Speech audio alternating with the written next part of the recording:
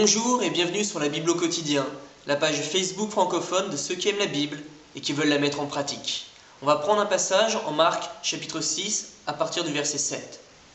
Alors il appela les 12 et il commença à les envoyer deux par deux, en leur donnant pouvoir sur les esprits impurs.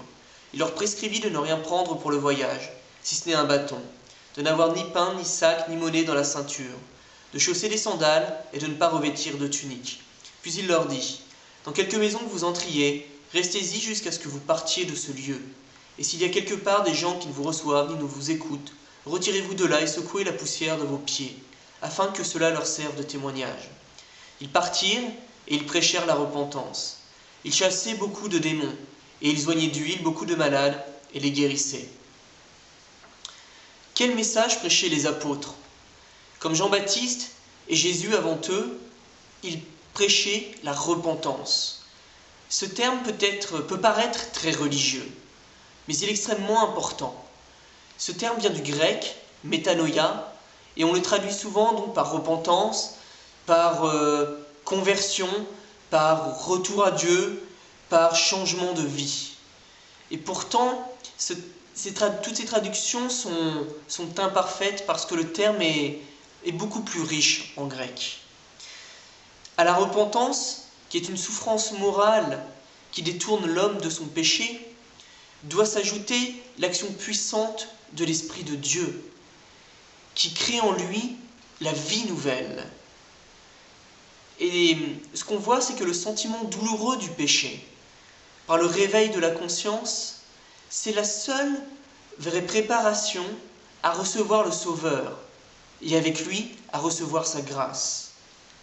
Et donc la question qu'il faut qu'on se pose, c'est quel est le message que nous prêchons lorsque nous parlons de Dieu, si nous parlons de Dieu. Est-ce qu'on appelle les personnes avec lesquelles on parle à venir voir notre gentille assemblée, qui est remplie de personnes formidables, ou est-ce qu'on les appelle à connaître Christ, à découvrir la Bible? Est-ce qu'on les appelle à se repentir? Et j'ai à ce sujet une petite remarque à faire.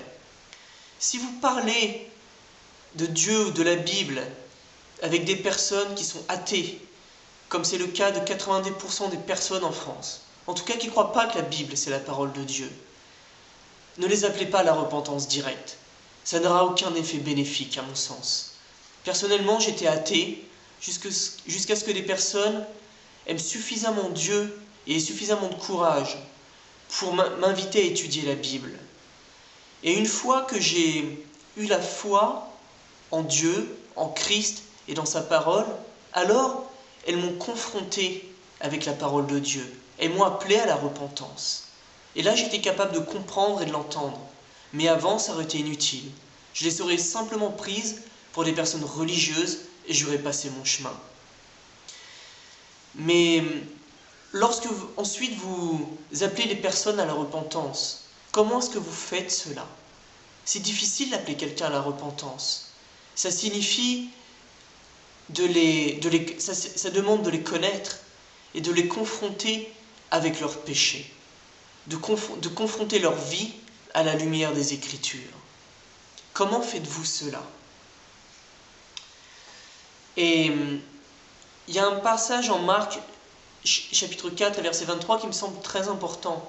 Un tout petit verset qui passe souvent inaperçu, et qui dit que Jésus annonçait la parole selon qu'ils étaient capables de l'entendre. Jésus adaptait donc son discours à son auditoire. Il ne diluait pas son discours. La repentance, c'est la repentance. Mais dans la manière de le faire, il l'adaptait à son auditoire. Et également, quelque chose de très important, ses paroles étaient appuyées par sa vie, par son exemple. Et il ne faut pas se faire d'illusions là-dessus. Notre vie peut être un bien meilleur témoignage que nos paroles seules. Lorsqu'on vit en France, le défi peut être qu'on cherche à cacher notre foi en Dieu. On développe des qualités spirituelles, mais on n'en rend pas gloire à Dieu. que ce soit par orgueil, parce que on aime bien se sentir glorifié, plutôt que de rendre la gloire à Dieu, ou que ce soit par peur d'être rejeté, d'être jugé, par lâcheté.